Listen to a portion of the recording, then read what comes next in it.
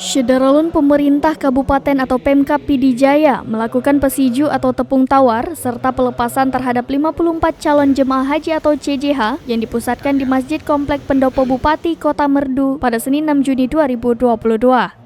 Prosesi pesiju itu dilakukan oleh Bupati Pijai Ayub bin Abbas bersama dua orang ulama karismatik yakni Tengku Haji Abdullah Ibrahim atau Abu Tanjung Bungong dan Tengku Haji Said Abdullah.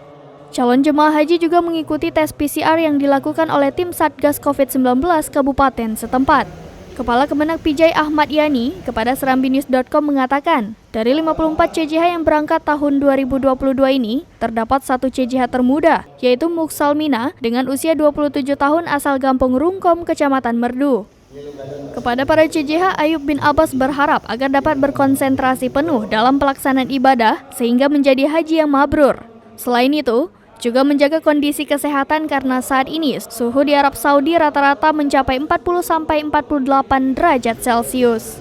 Dari Merdu, Idris Ismail, Serambi On TV.